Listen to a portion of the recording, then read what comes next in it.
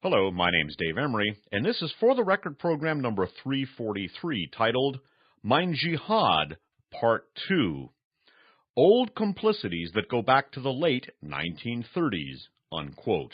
This program is being recorded on January 13th of the year 2002. As we continue to explore the events of September 11th, 2001, we're going to further explore an institution that has allegedly been involved in the pan-Islamist, or Islamo-fascist, as I call it, terrorist activities of Osama bin Laden and company. I should add that the people involved with this deny any involvement with bin Laden, but that is at variance with the analysis not only of U.S. intelligence, but also with investigators and intelligence operatives of other countries as well, though nothing has as yet been proven. We're going to be taking a look at Nada Management, or Al-Taqwa, as it was formerly called. This is an organization which unites the world of Islamic fundamentalism and what I call the Underground Reich, the underground mafia-like manifestation of the Third Reich. We've spoken about Al-Taqwa, Youssef Nada, and also Ahmed Huber, a German-Swiss-born Islamic fascist who's on the board of the directors of Al-Taqwa. In previous broadcasts, notably For the Record 335, 336, 338, 340, and 341, and in particular we focused on Al-Taqwa in the last broadcast, program 342. We're going to continue our exploration of the allegations concerning Al-Taqwa, and in this broadcast, we are going to look at why I believe, we're going to look at actually a manifestation which lends substance to the analysis that I presented initially about September 11th, namely that this is an attack by the Underground Reich on the United States, just like the Second World War. Just like the Second World War, powerful elements of our industrial establishment, particularly those associated with the petroleum industry and with the Bush family, are working with our enemies, and that in turn the sincerely patriotic elements of our military and intelligence community were betrayed by other elements of same, literally a fifth column, a fascist fifth column that is working with our enemies. Let me set the context of the title of this program. Again, Mein Jihad, Part 2, Old Complicities That Go Back to the Late 1930s. The focal point of our discussion in this broadcast is the book Dollars for Terror, subtitled The United States and Islam, authored by Richard Labeviere, L-A-B-E, accent aigu, V-I-E, accent grave, R-E. It was translated from the French by Martin de Mer. It was originally published in 1999 in France, and it was published in the year 2000 in softcover by Algora Publishing of New York, A-L-G-O-R-A. The ISBN number is 1-892941-06-6. Now, in this discussion, we're going to be taking a look at an Islamic fundamentalist organization called the Muslim Brotherhood that is referred to in journalistic shorthand by Labeviere as the Fraternity. In turn, I believe that the pan-Islamic or Islamo-fascist terrorism, which cuts across many elements of the Muslim world, including those that are lethally antagonistic, such as elements of the Sunni and Shiite divisions within Islam, I believe that some of the primary element of unity between these diverse elements of Islam is not only petroleum money and Saudi finance in particular, that conducted in concert with American petroleum interests and finance, but also with and especially by the Underground Reich. I would add that in For the Record 335, we took a look at allegations by the Swiss that Nada Management may have been involved in some of the stock speculation that many investigators believe was connected to the September 11th attacks. In 342, we took a look at the fact that Lugano, Switzerland, the epicenter for Nada Management, or Al-Taqwa, is also the epicenter for the industrial and financial empire of Heinrich Thyssen-Bornemisza, one of the primary elements in the Bormann, or the remarkable and deadly Bormann organization that I've spoken about in the past. Now, again, setting the context of the title of this program, Old Complicities That Go Back to the Late 1930s, Listen to the following discussion here of the fraternity or the Muslim Brotherhood to which Yosef Nada belongs. The discussion here is of the redeployment abroad after it was banned from Egypt, and that is the redeployment here, and the fraternity is La Baviere's name for the Muslim Brotherhood.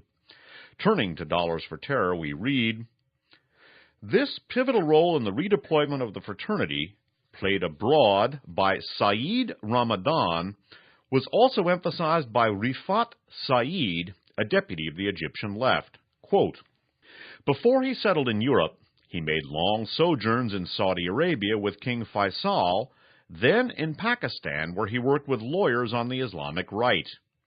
But by the end of the 1950s, he opened a new door by selling the Saudis on the idea of da'wah, i.e., the propagation of Islam, especially in Europe. Thus, he proposed to them initially to open a center in Munich, unquote. Why Munich? Why Germany? I asked Rifat Saeed, again quoting and setting the context of the title. Because there one finds old complicities that go back to the late 1930s, when the Muslim Brothers collaborated with the agents of Nazi Germany. And furthermore, Turkish immigration to Germany had started to become an important phenomenon. By soaking up the savings of these Muslim workers, Yosef Nada, like Saeed Ramadan, took advantage of an extremely favorable context and used it as a springboard for the Muslim Brothers' economic activities. For these various reasons, the Munich Center quickly became very important, unquote, adds the Egyptian deputy. And in exploring the alleged activities of Yosef Nada in this time period, once again from Dollars for Terror, in private, he had declared his solidarity with the Egyptian Muslim Brothers and the Algerian Islamists who, quote, are just now completing their war of decolonization, unquote.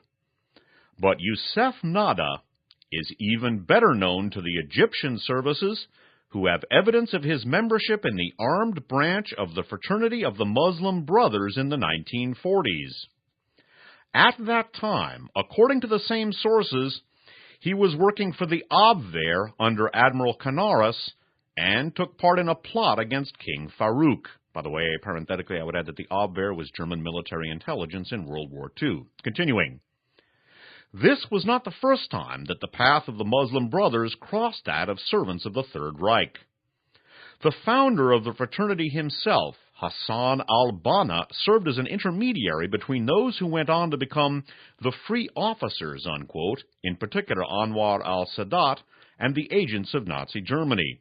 Again quoting, the missions assigned to the Abwehr from this point forward began to go beyond simple military information, unquote, write Roger Faligot and Rémy Kaufer.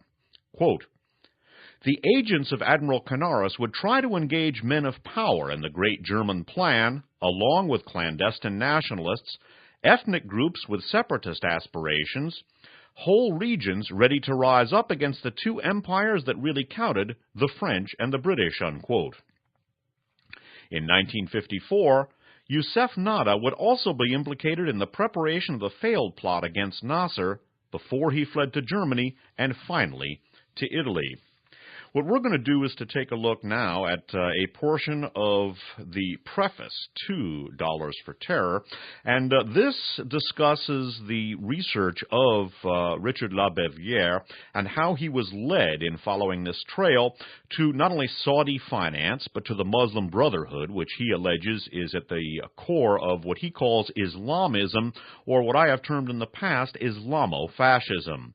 And in turn, it should be noted that elements of the Islamofascist or Islamist community, including allegedly the Muslim Brothers, have worked very closely with Osama bin Laden, with Al-Qaeda, and with elements of U.S., Saudi, and Pakistani intelligence that saw these elements as useful tools.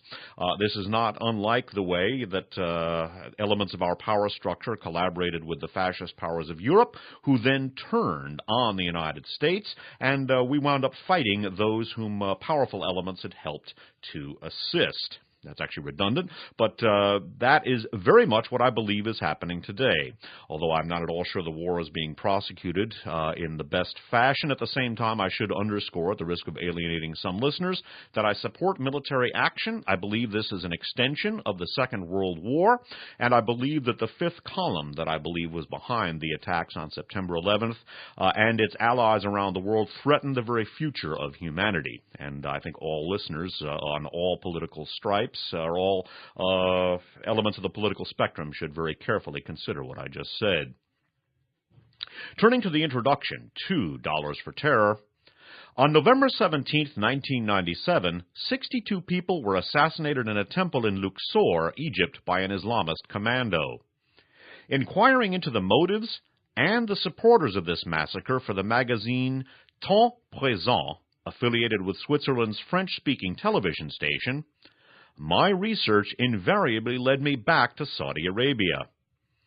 Many times over, American, European, and Arab diplomats and public officials advised me to follow the trail of, quote, the dollars of terror, unquote. Indeed, by reconstructing the financial circuits of terrorism, one has a better chance of understanding the true nature of Islamist ideology.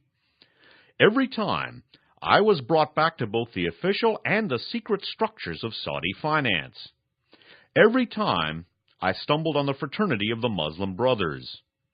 The representatives of this cult, with Saudi Arabia's assistance, are financing influential associations in Egypt and also in Africa, in Asia, and in Europe. In the United States and in several European countries, representatives of the Muslim Brothers speak in the name of Islam and of the entire Muslim community. The confusion between Islamism and Islam is based on a triple ruse. Under cover of a spiritual quest, these agents of influence try to legitimate outright attacks on human rights, the bases of the Republic. Under cover of transcendence, they gradually undermine the separation of the political and the religious, which is one of the bases of democracy. Under cover of tolerance, they work to propagate a fascistic, if not fascist, ideology. Where does the money for this dangerous proselytism come from? The money that finances mosques and Quran schools, supports Islamist organizations, orchestrates the fight against the impious, unquote, regimes of the Arab Muslim world, and organizes the activism of certain Muslim communities of Europe? Since the Ayatollahs came to power, all our suspicions have turned toward Iran and its Shiite revolution. However, 4 years of research have established that the real threat lies elsewhere, in Saudi Arabia and other oil monarchies allied with the United States. The greatest world power is fully aware of this development. Indeed, its intelligence agencies have encouraged it. In certain parts of the world, the CIA and its Saudi and Pakistani homologues continue to support Islamism. Bear in mind, this book was written in 1999. What we're going to look at now are the Islamo-fascist, the Islamo-fascist nature of what Richard Labeviere refers to as the fraternity or the Muslim Brothers, alleged by Labeviere and others to be deeply involved not only with Islamic terrorism, but also with the organization of Osama bin Laden. I would note here that the Muslim Brothers have documented connections to people like the Egyptian Islamic Jihad, even though there are ideological differences which have led some members of the bin Laden organization, such as Mr. al-Zawahiri, to formally attack the Muslim Brothers, who primarily use financial and political power to achieve participation in various governments.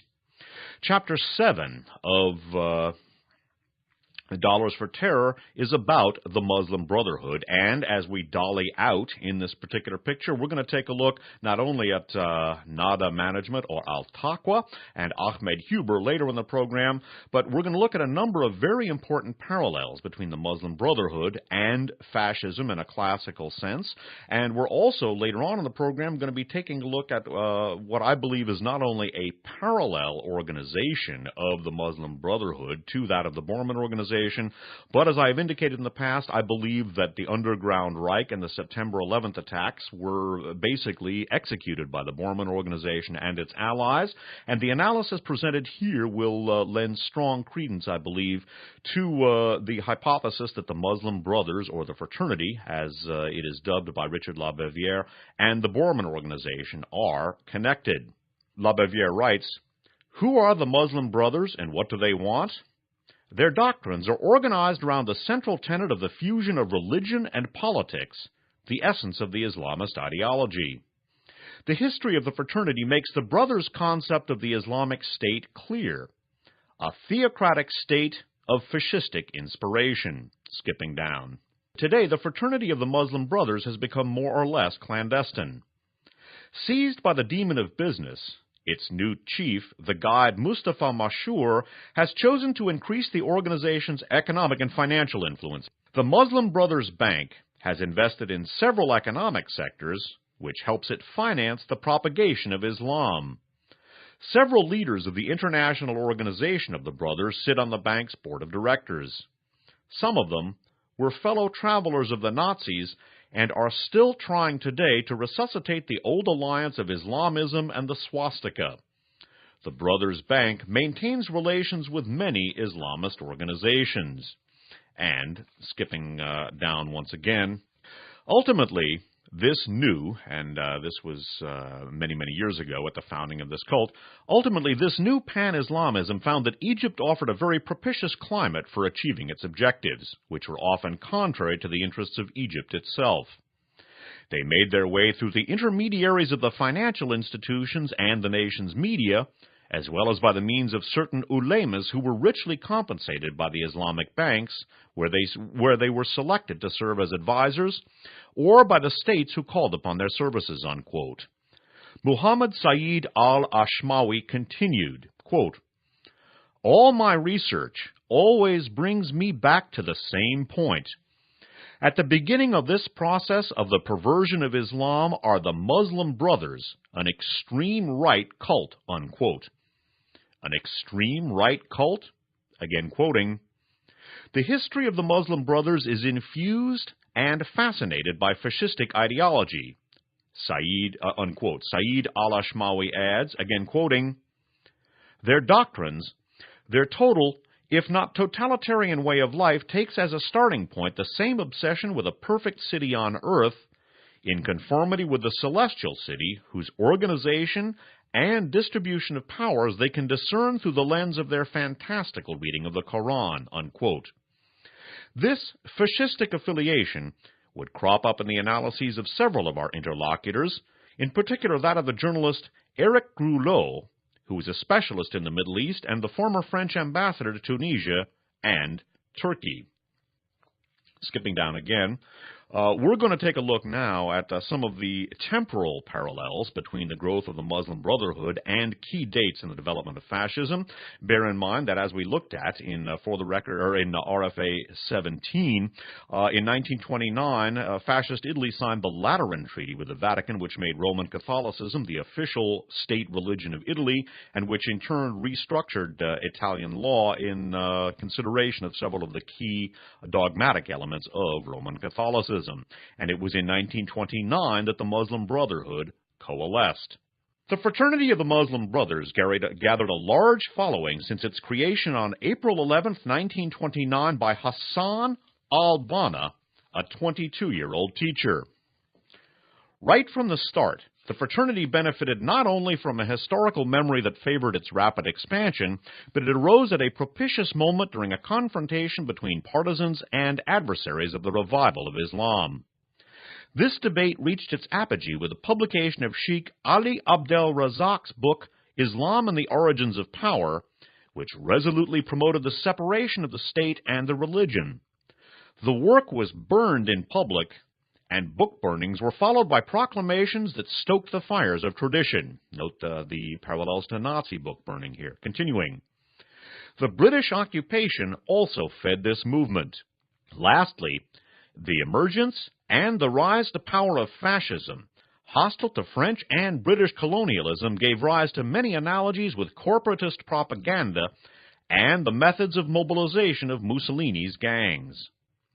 Denouncing philosophy and the social sciences as practices contrary to the teachings of the Quran, Hassan al-Banna founded the essentials of his message on the condemnation of the principle of separation of state and religion, and set the establishment of a theocratic state as his movement's goal. He also preached the re-establishment of the caliphate as the only framework that could be effective in uniting all the believers, and promoted the dissolution of political parties which, according to him, divide the Muslims. Reducing Western civilization to colonialism, Hassan al-Banna summarizes his movement's ideology thus, quote, "Islam is doctrine, divine worship, the fatherland, the nation, religion, spirituality, the Quran, and the sword," unquote. And we're going to note here a couple of other interesting temporal parallels with fascism. Hassan al-Banna moved to Cairo in 1933 when Hitler became chancellor, and I would note that many of the key fundamentalist programs of the Muslim Brotherhood were adopted in 1939, which of course is when World War II began. In 1933, Hassan al-Banna, a teacher in Ismailia, was nominated to Cairo, where the organization's headquarters were established. He took the title of Supreme Guide, unquote, and worked toward the development of a political, economic, and social program. On the basis of his interpretation of the fundamental texts of Islam, the fraternity adopted a program in 1939 whose principal political objective is to have a constitution adopted that would arise directly from the Quran. And skipping down, we're going to look here at specific and overt elements of parallel between the Muslim Brotherhood and Mussolini's corporate state that we looked at in detail in Miscellaneous Archive Show M42. Taking Italy's choices under Mussolini for inspiration, the economic program of the fraternity set three priorities: the instigation of a land reform, the prohibition of usury, and the termination of income tax, which was replaced by the religious tax, the zakat. The social policy foresaw a new law on labor founded on corporations. This economic program would more directly reveal its relationship to totalitarian ideologies a few years later with the works of Muhammad Ghazali, Islam and Economic Questions, of Syed Qutb, Social Justice in Islam, and of al-Bahi Lotfi, Islam, Neither Communism Nor Capitalism. The populist contents of such writings corresponds to the social profile of most of the followers, who were recruited from the better-off rural populace and the urban middle class. The brothers denounced the profiteers and those who were starving the people. Muhammad Ghazali recommended, quote, "an economic regimen similar to that which existed in Nazi Germany and Fascist Italy," unquote. The moral code is also an important component in this program, which is intended to create the, quote, "new Muslim man," unquote. It is founded on the strict observance of the rules of Islam, the punishment of any transgression, and on a teaching strictly in conformity to the precepts of Islam. Women's role in society is examined closely. The notion of the equality of the sexes is inherently negated by the concept of the supremacy of male social responsibilities. Justified by a literal interpretation of the Quran, the, quote, "natural," unquote, place of the woman is in the home. Repudiation and polygamy are legitimized by the same reading. I would add that the concept of the new Muslim man and the new German of Nazi Germany, and also the relegation of the place of women to an officially second-class position, are also are actually in and of themselves identical not only to Nazi Germany and Fascist Italy, but I would also note the similarity to the right-wing Christian fundamentalist program in the United States, the Christian right very, very strongly connected to the Republican Party.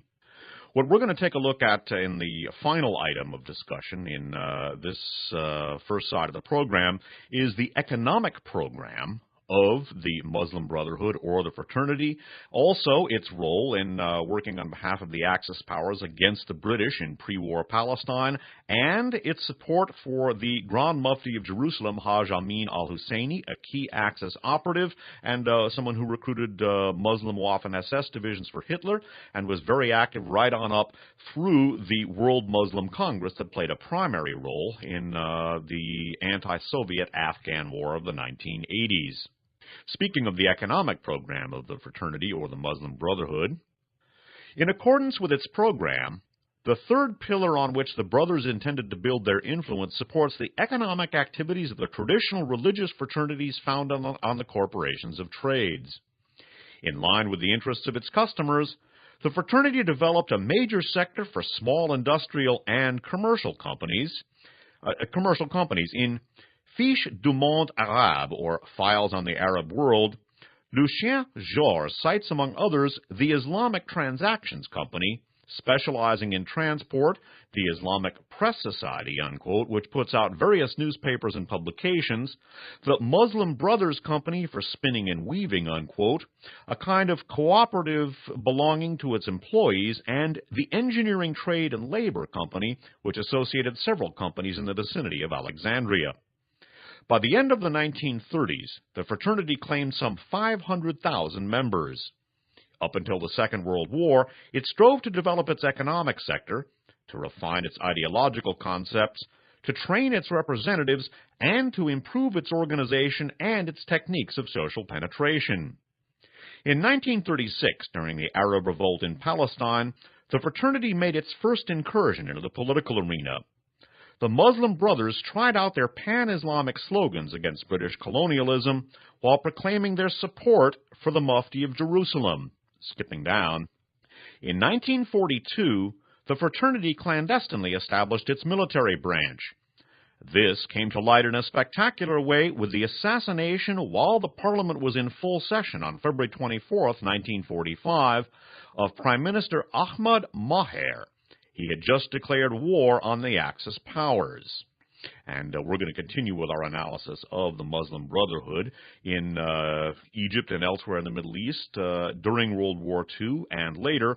Bear in mind, according to Egyptian intelligence, Youssef Nada, as a very young man, was working for the Abwehr, German military intelligence, against the British on behalf of the Muslim Brotherhood and the Axis. And bear in mind that it was, of course, Youssef Nada who founded Al-Taqwa, later Nada Management. And he denies, of course, all involvement with terrorism. If many of the concepts and some of the elements of discussion, both about September 11th and other matters, seem strange to listeners, that is understandable. Let me make some references that will help to flesh out your understanding. First of all of the programs I've done in the past are available from Spitfire, S-P-I-T-F-I-R-E, one word, P.O. Box 1179, Ben Lomond, California, 95005. Email, mail, at SpitfireList.com. Spitfirelist is one word, SPITFIRELIST.com. You can visit the Real Audio-equipped Spitfire website where, in the For the Record section, actually there are descriptions of all of the programs available from Spitfire, and in the For the Record section, there are detailed, annotated descriptions of all of the For the Record programs, including, by the time listeners hear this, of For the Record 343. Sister station WFMU-FM has archived the For the Record programs on Real Audio. More recent programs are streaming at wfmu.org/Dave Emory, D-A-V-E-E-M-O-R-Y. And I'm happy to report that as of January 13th, 2002, for all intents and purposes, all of the Back For the Record programs are available on another URL for download only. There are links to the download only URL on both the wfmu.org/Dave Emory site and on the Spitfire website at SpitfireList.com.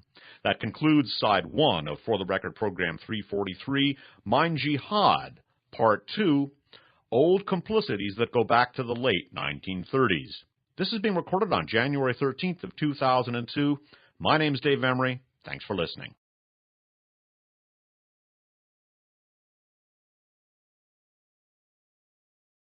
Hello, my name's Dave Emory, and this is Side 2 of For the Record Program number 343, titled Mein Jihad, Part 2, Old Complicities going back to the late 1930s. This is being recorded on January 13th of the year 2002, and we're continuing the discussion of the events in and around September 11th.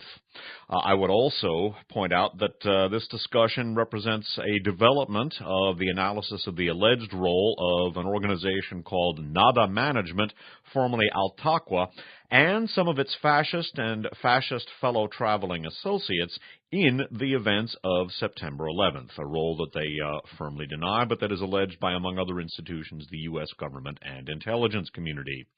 Now, we've been examining a book called Dollars for Terror, subtitled The United States and Islam. This was authored by Richard Labeviere, translated by Martin Demer, published first in French in 1999 and then in English, copyright 2000 in softcover by Algora Publishing. And we're going to resume with our discussion of the Muslim Brotherhood, or the fraternity, as it's called by Richard Labeviere. This organization is allegedly not only involved with elements of Al-Qaeda and Osama bin Laden, but has strong connections to Saudi Arabia, to Saudi Wahhabism, and also through the petroleum industry to elements of U.S. intelligence. And I believe that this is one of the central elements in the fascist fifth column that doubled on the United States and U.S. intelligence and the military in the September 11th attacks.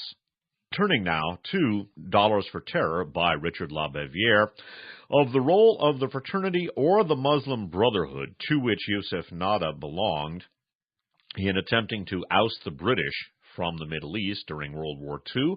And I think from a conceptual standpoint, we could think of Al-Qaeda and its Islamo-fascist allies as representing, in effect, a post-war underground Reich manifestation of the Africa Corps. Turning to Dollars for Terror, of the activities of the Muslim Brotherhood's military branch in World War II, in 1942, the fraternity clandestinely established its military branch. This came to light in a spectacular way with the assassination, while the Parliament was in full session on February 24, 1945, of Prime Minister Ahmad Maher. He had just declared war on the Axis powers. The brothers would also finance the assassination of Minister Amin Osman Pasha on January 5, 1946, for the crime of Anglophilia, and the same year, that of the chief of the police force, Selim Zaki Pasha. In 1947, the Muslim brothers fought in the first rows in the war in Palestine. 1 year later, in Egypt once again, the fraternity's armed branch did not put down its weapons, but engaged in a direct confrontation with the ruling power, following the dismantling of one of its training camps at Mokattam in the Cairo suburbs. Another political assassination followed in March 1948, this time killing Judge Ahmad Kazindar, who had just condemned one of the brothers for his participation in an armed attack. The fraternity, suspected of preparing a coup d'etat, was dissolved at the king's orders on December 6, 1948. Bear in mind that Yusuf Nada, a member of this organization in World War II, and allegedly, according to Egyptian intelligence, working for the Third Reich in this area.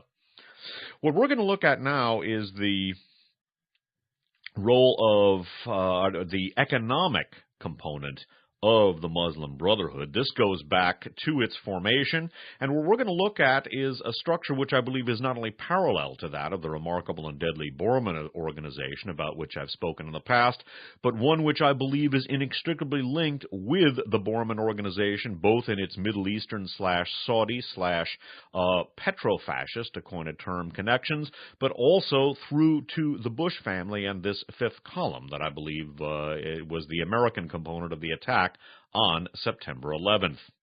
In For the Record Program 342, we took a look at an Egyptian called Ismail, who was one of the informants of Richard Labeviere for this book. And what we're going to look at is Ismail's connections, allegations concerning the economic power of the Muslim Brotherhood, and then we're going to jump back in time and then move forward. Continuing our exploration of the maze, my anonymous interlocutor, the former manager of a large Saudi bank, affirmed that alongside Yusuf Nada, There is another Egyptian, IS, called Ismail, who oversees matters connected with several holding companies in which the bank is a shareholder. Director of the company Spacetronic Salah International, an electronic products company that trades mainly with Sudan, this former member of the armed branch of the brothers followed the same route as Youssef Nada, his alter ego. And what we're going to look at next is the economic power, again, of the Muslim Brotherhood. And we're going to take a look at the Muslim Brotherhood's focus on and settling in Afghanistan as the site for its intended reconstitution of the Caliphate, or an Islamo-fascist, Islamic fundamentalist empire. Turning now to, once again, to Dollars for Terror. After being imprisoned 3 times in 1948, in 1954, and 1965, Mustafa Mashur was promoted. By the way, he is the, quote, supreme guide, unquote, sort of the Islamo-Führer of the Muslim Brotherhood. When the brothers were released from prison at the beginning of Anwar al-Sadat's presidency, the military branch created in the 1940s reconstituted itself under the name of the Special Order, unquote. Consequently, this armed group has run the Egyptian and international branches of the organization. Mashur was one of the heads of the Special Order, and so it is absolutely natural that he is the new supreme guide today.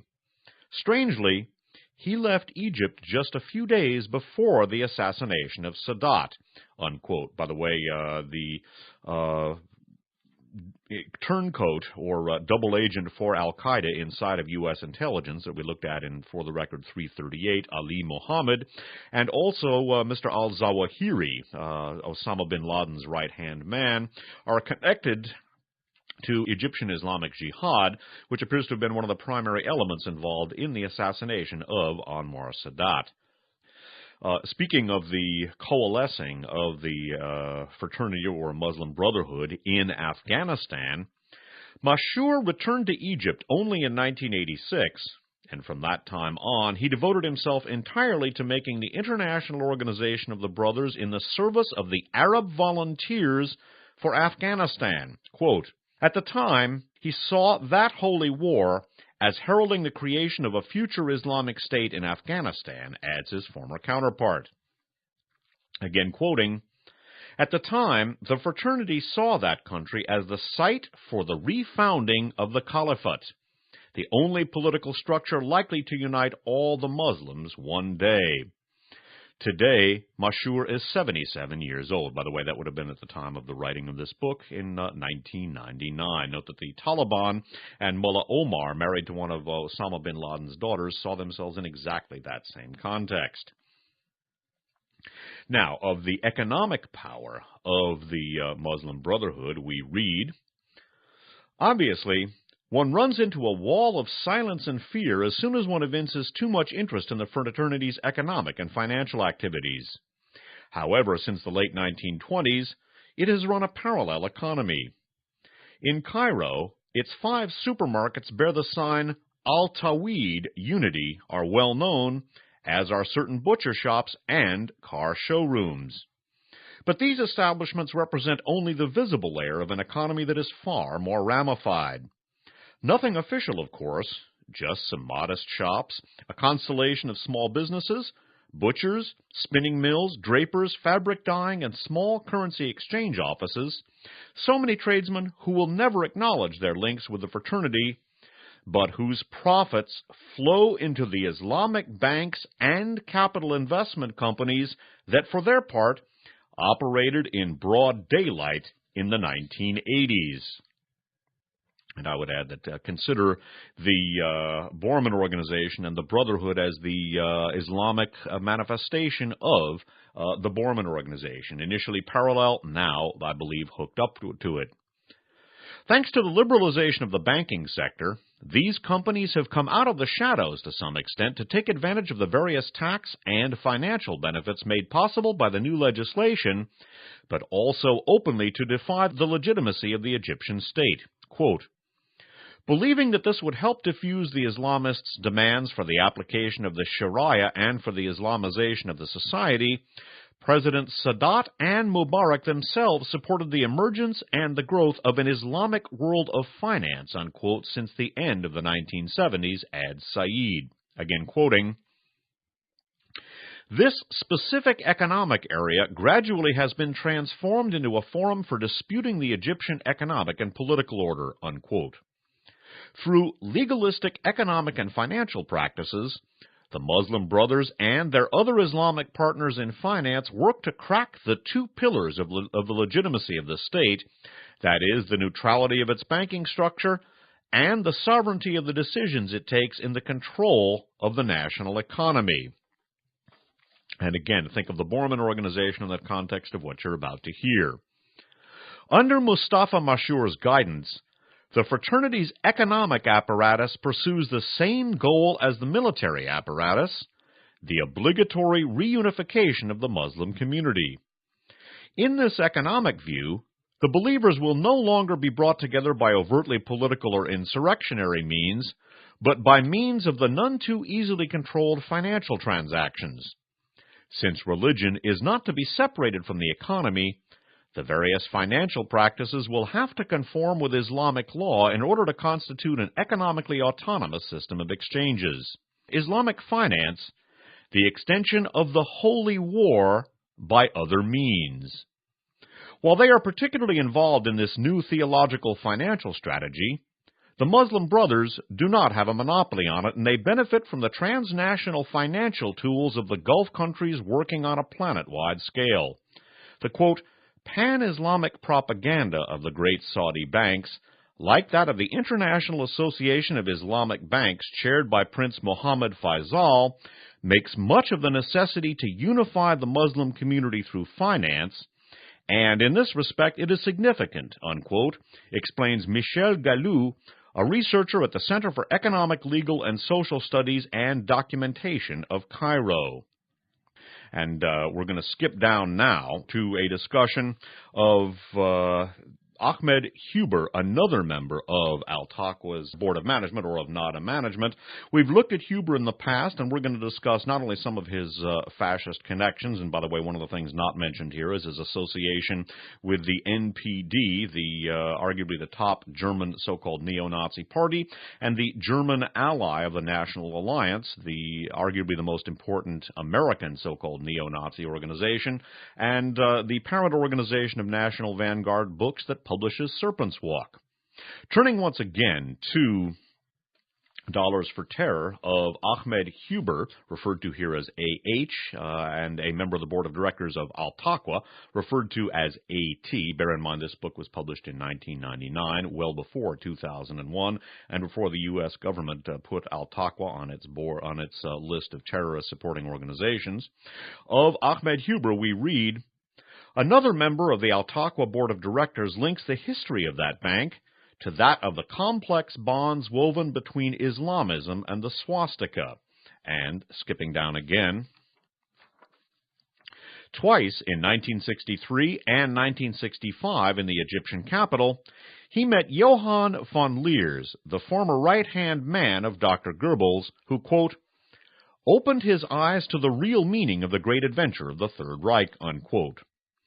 Now proclaiming a moderated revisionism, unquote, he acknowledges that there was indeed genocide, but refuses to accept the, quote, distorted interpretation, unquote, given by the Americans, the Russians, and the Israelis, unquote.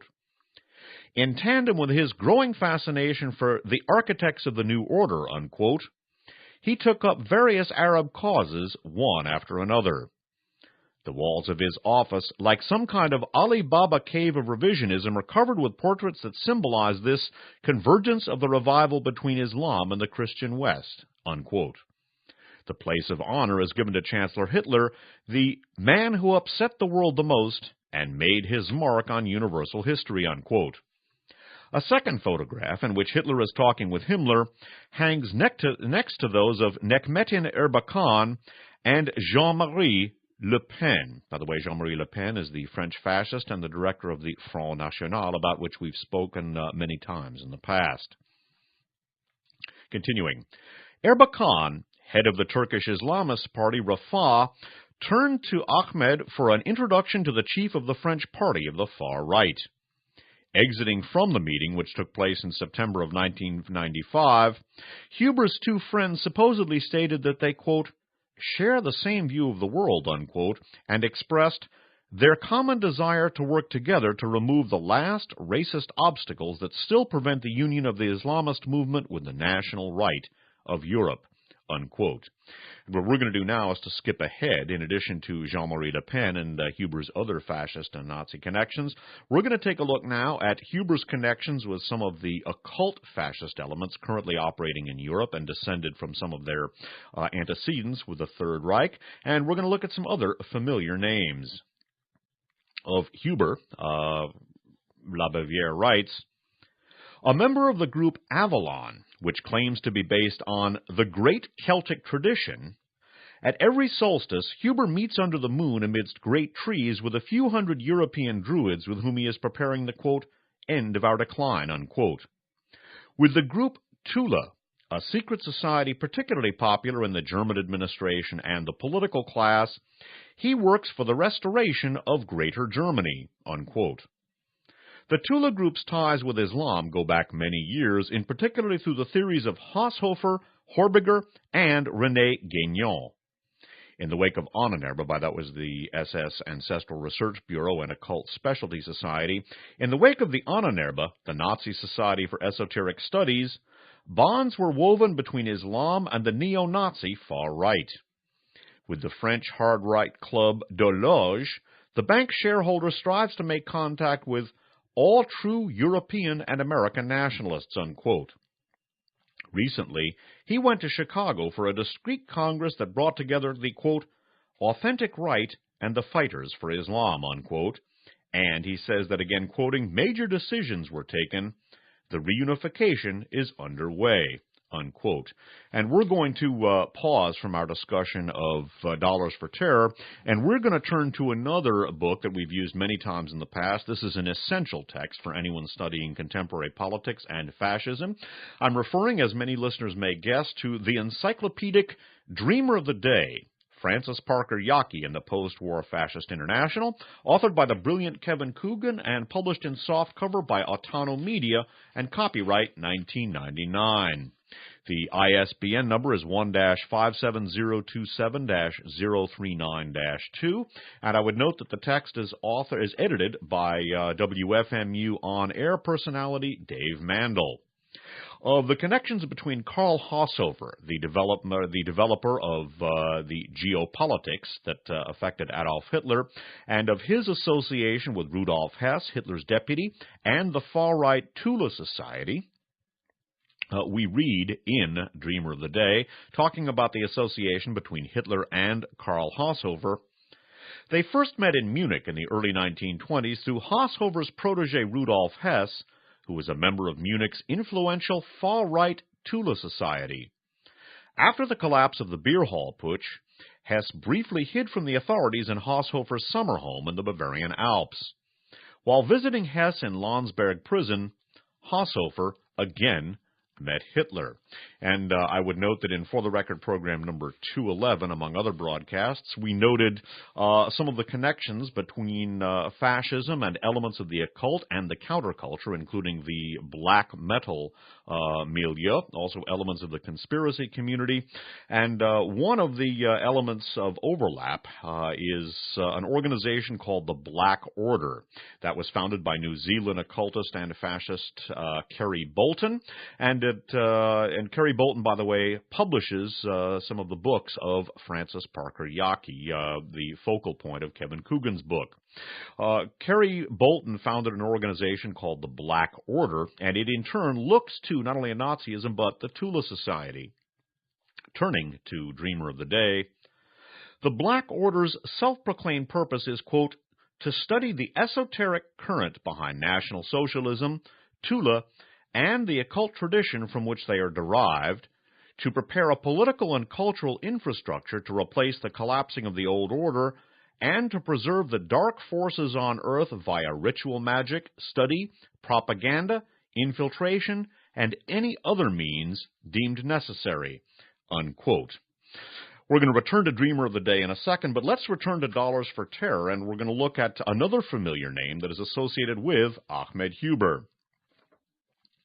During his many tribulations, Ahmed Huber became acquainted with the neo-Nazi banker François Genoux, whose path in life presents a singular summary of the interconnections, the specific alliances that have been tied and untied between Islam and the swastika.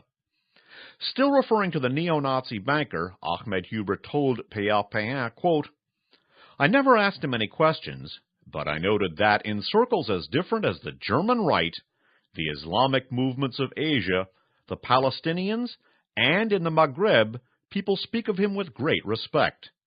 Everyone told me, he helped us. I have the impression that he played an important though discreet role. It was I who introduced him to the Iranians." That about François Genoux. And I'm going to review an element that we've looked at in For the Record. By the way, we looked at Genoux in a big way in the Miscellaneous Archive shows M19 and M21. We have also looked at Genoux in a big way in For the Record program 333. We came back to Genoux in For the Record program number 341, and we're going to look at him again.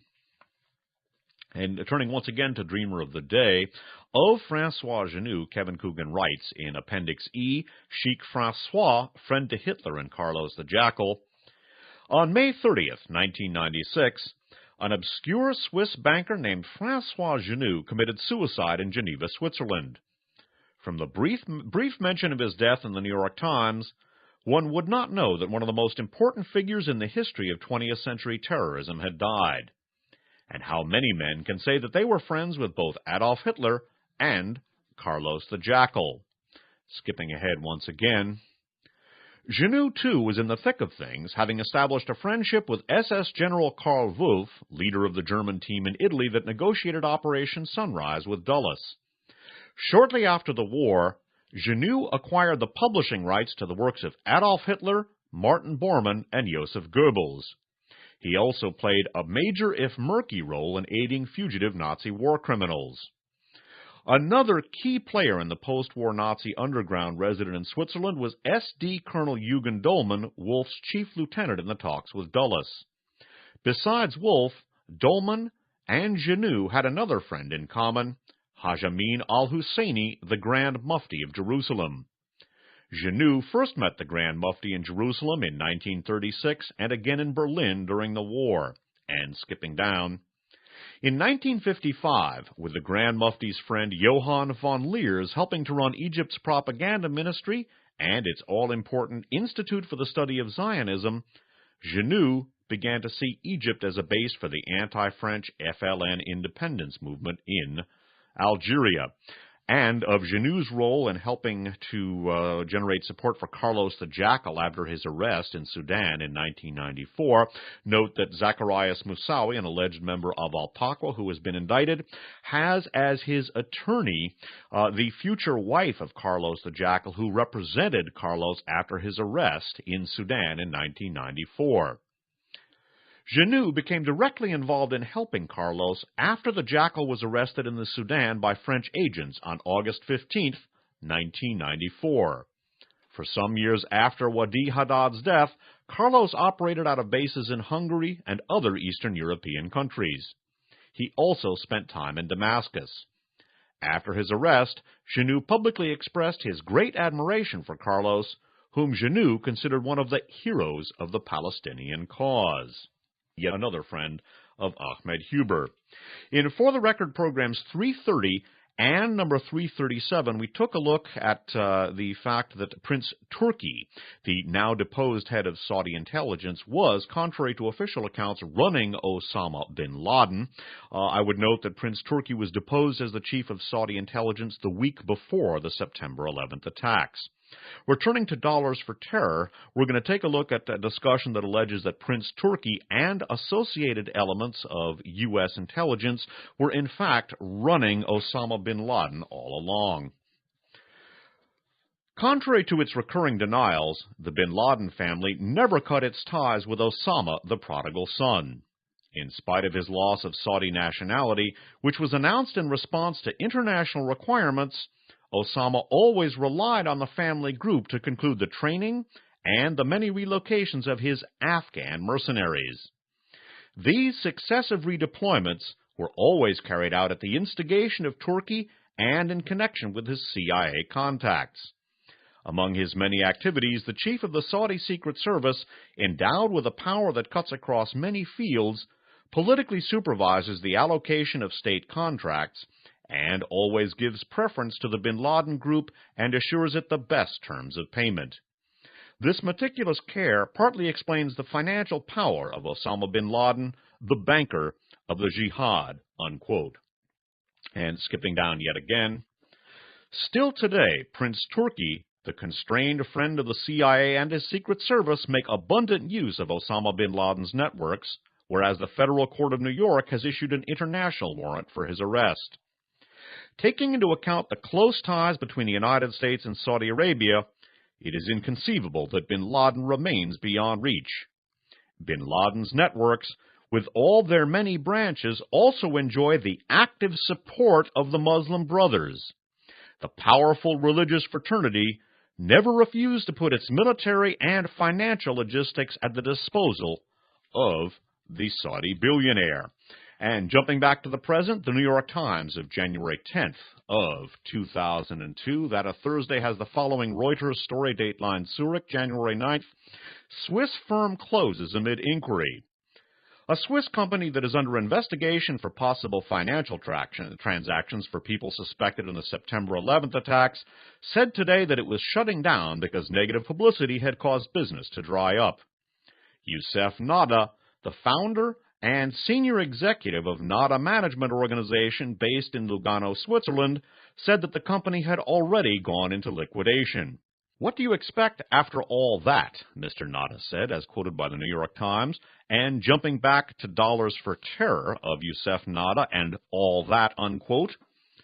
But Youssef Nada is even better known to the Egyptian Secret Services, who have evidence of his membership in the armed branch of the Fraternity of the Muslim Brothers in the 1940s.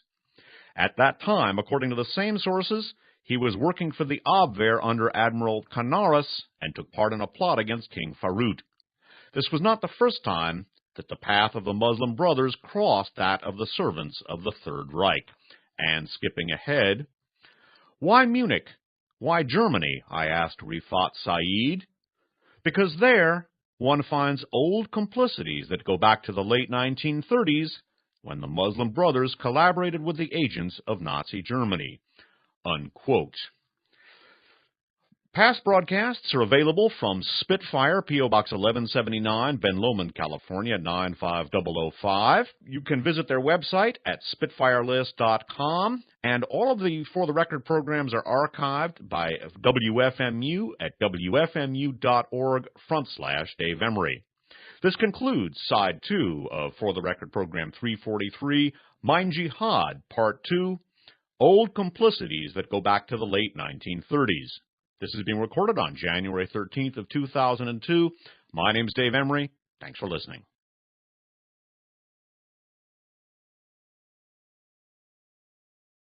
Petroleum money and Saudi finance in particular, that conducted in concert with American petroleum interests and finance, but also with and especially by the underground Reich. I would add that in For the Record 335, we took a look at allegations by the Swiss that Nada Management may have been involved in some of the stock speculation that many investigators believe was connected to the September 11th attacks. In 342, we took a look at the fact that Lugano, Switzerland, the epicenter for Nada Management, or Al-Taqwa, is also the epicenter for the industrial and financial empire of Heinrich Thyssen-Bornemisza, one of the primary elements in the Bormann, or the remarkable and deadly Bormann organization that I've spoken about in the past. Now, again, setting the context of the title of this program, Old Complicities that Go Back to the Late 1930s, listen to the following discussion here of the fraternity or the Muslim Brotherhood to which Youssef Nada belongs. The discussion here is of the redeployment abroad after it was banned from Egypt, and that is the redeployment here, and the fraternity is La Baviere's name for the Muslim Brotherhood.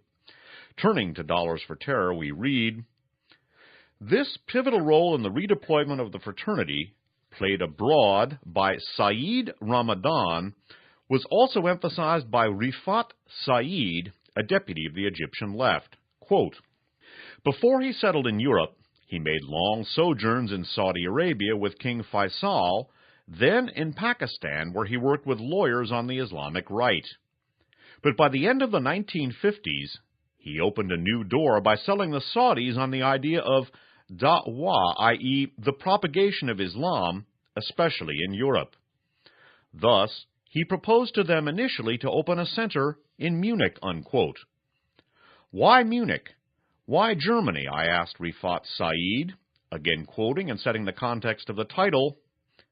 Because there one finds old complicities that go back to the late 1930s, when the Muslim Brothers collaborated with the agents of Nazi Germany. And furthermore, Turkish immigration to Germany had started to become an important phenomenon. By soaking up the savings of these Muslim workers, Youssef Nada, like Saeed Ramadan, took advantage of an extremely favorable context and used it as a springboard for the Muslim Brothers' economic activities.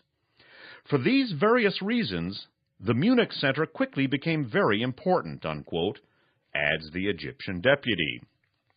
And in exploring the alleged activities of Youssef Nada in this time period, once again from Dollars for Terror, in private, he had declared his solidarity with the Egyptian Muslim Brothers and the Algerian Islamists who, quote, are just now completing their war of decolonization, unquote. But Youssef Nada is even better known to the Egyptian services, who have evidence of his membership in the armed branch of the Fraternity of the Muslim Brothers in the 1940s. At that time, according to the same sources, he was working for the Abwehr under Admiral Canaris and took part in a plot against King Farouk. By the way, parenthetically, I would add that the Abwehr was German military intelligence in World War II. Continuing. This was not the first time that the path of the Muslim Brothers crossed that of servants of the Third Reich. The founder of the fraternity himself, Hassan al-Banna, served as an intermediary between those who went on to become the free officers, unquote, in particular Anwar al-Sadat, and the agents of Nazi Germany. Again quoting, the missions assigned to the Abwehr from this point forward began to go beyond simple military information, unquote, write Roger Faligot and Rémy Kaufer. Quote, the agents of Admiral Canaris would try to engage men of power in the Great German Plan, along with clandestine nationalists, ethnic groups with separatist aspirations, whole regions ready to rise up against the two empires that really counted, the French and the British, unquote. In 1954, Youssef Nada would also be implicated in the preparation of the failed plot against Nasser before he fled to Germany and finally to Italy. What we're going to do is to take a look now at a portion of the preface to Dollars for Terror, and this discusses the research of Richard Labeviere and how he was led in following this trail to not only Saudi finance, but to the Muslim Brotherhood, which he alleges is at the core of what he calls Islamism, or what I have termed in the past Islamo-fascism. And in turn, it should be noted that elements of the Islamo-fascist or Islamist community, including allegedly the Muslim Brothers, have worked very closely with Osama bin Laden, with Al-Qaeda, and with elements of U.S., Saudi, and Pakistani intelligence that saw these elements as useful tools. This is not unlike the way that elements of our power structure collaborated with the fascist powers of Europe, who then turned on the United States, and we wound up fighting those whom powerful elements. Hello, my name's Dave Emory, and this is For the Record program number 343, titled Mein Jihad, Part 2, Old Complicities that Go Back to the Late 1930s, unquote. This program is being recorded on January 13th of the year 2002. As we continue to explore the events of September 11th, 2001, we're going to further explore an institution that has allegedly been involved in the pan-Islamist or Islamo-fascist, as I call it, terrorist activities of Osama bin Laden and company. I should add that the people involved with this deny any involvement with bin Laden, but that is at variance with the analysis not only of U.S. intelligence, but also with investigators and intelligence operatives of other countries as well, though nothing has as yet been proven. We're going to be taking a look at Nada Management, or Al-Taqwa, as it was formerly called. This is an organization which unites the world of Islamic fundamentalism and what I call the Underground Reich, the underground mafia-like manifestation of the Third Reich. We've spoken about Al-Taqwa, Youssef Nada, and also Ahmed Huber, a German-Swiss-born Islamic fascist who's on the board of the directors of Al-Taqwa. In previous broadcasts, notably For the Record 335, 336, 338, 340, and 341, and in particular we focused on Al-Taqwa in the last broadcast, program 342.